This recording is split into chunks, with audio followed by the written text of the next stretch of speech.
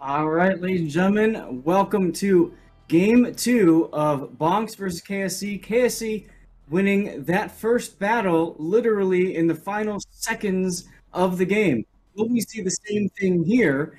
Remember, guys, if KSC, well, no, this is a best of five. Best of five. So we are going at least, two more battles in this game. So, Raptor, what do we see BONKS taking in these games? All right, coming into the north side of the appropriately named North, BONKS is bringing Montana, Kremlin, Worcester, Salem, Napoli, Moskva, fronted by Gearing, Curious, and a Ragnar this time. Dyer shifting over to that particular ship. Is KSC fielding from the south pole? Well, KSC is bringing, once again, an incomparable... Oh my, indeed. And then they've got their Kremlin. They've got a Des Moines, a Salem, a Minotaur. Now let's check real quick and see. This is indeed a Minotaur. Hatake Hiyoshi has excellent radar. They've also got the Moskva. And we've got Gearing, Daring, Shimakaze. Aussie Zeus Raptor is using 20-kilometer range torpedoes. Excellent. Good to know. Now, unlike last game, we're going to see a little bit of early action here at the B-Cap. Yep, there it is. Malikan and Todd Howard's immediately detecting each other. Two Hydro Destroyers having a quick peek at the middle of the board, both taking pot shots. Yeah, but Todd Howard's Hydro will reach farther, and I believe Malikan... Absolutely, Matt. It is literally twice the range of Malikan's Hydro bubble, so Malikan well lit now, stuck up against that island.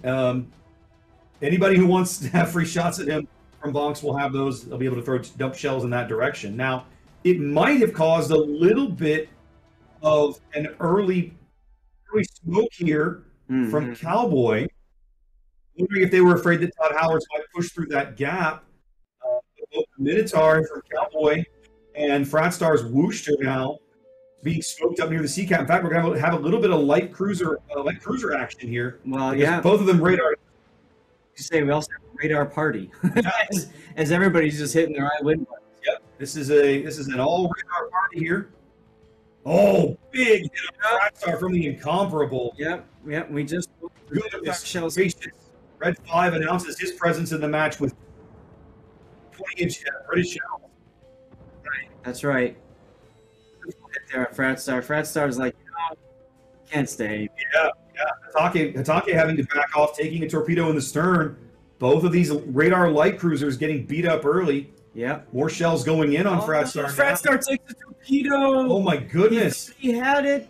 He swung a little bit too much. Wow. Took it right there on the side. That one little pixel, Yeah, and he's flooding. Stuck with that flood for a bit.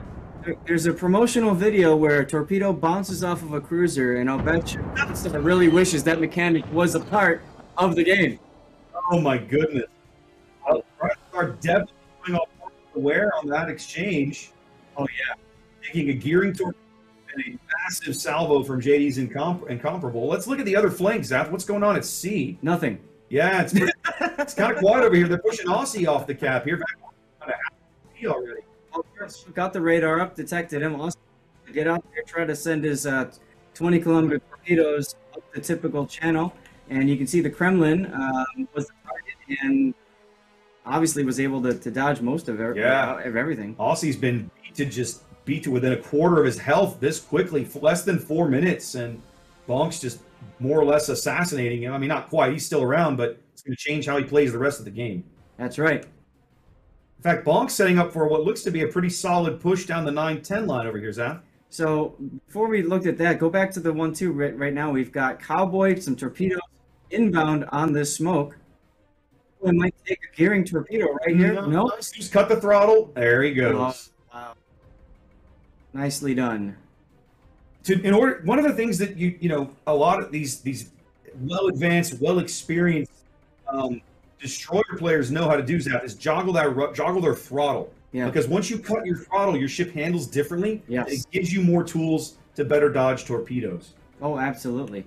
9-10 line, we do have a push that's starting to form. Napoli, Salem. Yeah, Kremlin and Salem sort of set to receive this down here. KSC doesn't look like they're really interested in making a play for the C-Cap. Looks like they're just set up to hold these BONKS ships in position over here. That's right. And meanwhile, the little back and forth is still happening at B. KSC picks up the B cap. Todd Howard's realizing he can't sit there forever. Now, shout out to Malikin's Daring, who sat there for several minutes and waited out Todd Howard's hydro. Yes. Once it's finally down, Cap picked up the cap for KSC, and now is just lurking there in support with an RX-7, hoping they can catch a glimpse of this Set 52. Yeah. Addy Salem just took a big hit. Must have been the Kremlin. I mean, yeah, John's guns are looking that way. He is kind of. Oh, yeah, no, that's the Moskva. That's Aegis Moskva. Brilliant salvo. And meanwhile, BONKS is using his Inky to try and get behind the island cover here. I think they've realized they can't really push much past here. So just like we saw in Game 1, BONKS surrendering some map control here early, down about 120 points. It feels to me like they're doing, but they're not this game as they did last week. Now, Malikin is now under radar threat. Dyer hitting him with the Ragnar. Todd Howard's is now also under radar threat from Hatake. Well, they're pushing. Notice they pushed Todd Howard. They've got Todd Howard's kind of pinned. Yes, if he backs up far enough to avoid the Minotaur, one is right there waiting for him. Yeah, well, man with an RX-7, my friend, alone. Nothing. Nope. But it does push him back a little bit into cover. 7 minutes gone. It's been mostly KSC up to this point. Some big salvos from them. No kills for either team. And coming up on about a 200-point lead as they hold A and B more or less. Right. Todd Howard's now back on the... How is he lit, I wonder? Not sure. Oh, the Des Moines radar's up. Man with an RX-7's Des Moines radar is up. The Minotaur shells are just raining down on Todd Howard. They're going to pick. He's going, Zap. They're going to get him right here. Oh, yeah, absolutely. Gonna hit 100 HP. Only takes a couple of shells. Oh, there you go. He goes. There you go. It's like, hello, can you kill him now, please? Let's go.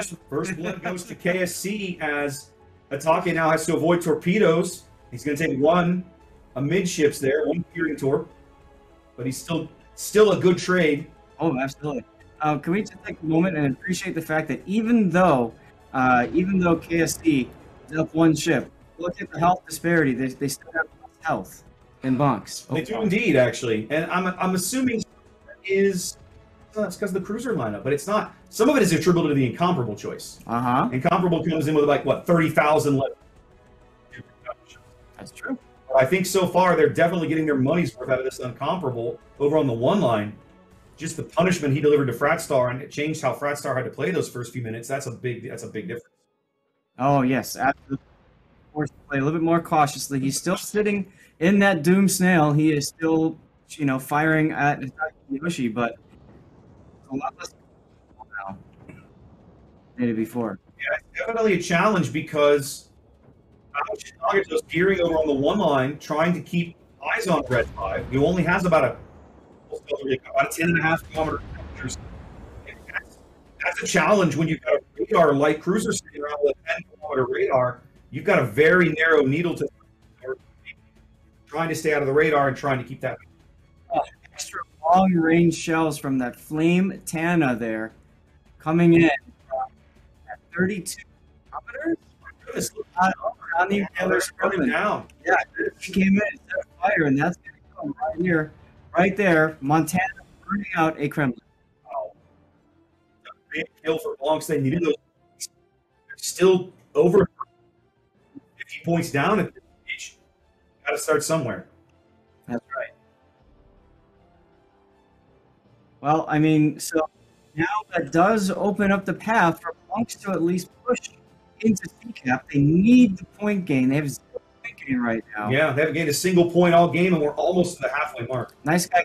Kremlin just takes a torpedo right now from Aussie Zeus's ship. But yeah, I mean, I think BONKS has a lot of assets on the 910 line that need to go elsewhere. They really need to get these. They're for lack of a better way to put it, they're kind of getting trubbed over on the 1-2 side, or at least they're not haven't able to do much. Although they are maybe getting Hatake's Minotaur off the board right here. Well, he's detected. He's in trouble. He's currently healing right now. Super heal's going on. All right, Fratstar getting low as well. Down to 1,400 points for Fratstar. Right. And he's still got one heal left, but it's 60 seconds. That's right. Red 5's got his shells. His plane got the shells from the Incomparable with his spotter in the air. Let's see if he can land these shells on Fratstar. During this kill would be big. It needs to happen. He does. Nice. Big kill for KSC after surrendering the C cap. They're closing in on. They just crossed over 800 points. Only 9 minutes to play. On top of that, now Battleship Nagato just used his smoke in order to try to keep Fratstar, undetected. So that means he no longer has that smoke as a tool. Should Cowboy go in with his gearing and bump, right, with Minotaur to back move, Take looks like he's kind of running away. It feels to me now like BONKS pulling their ships off the 1-2 line. They're kind of leaving Nagato over there, I think, to keep things honest. Yeah. But beyond that, it feels like they're realizing they're going to have to try to collapse on the middle of the board and bag some kills before they can really get control of things.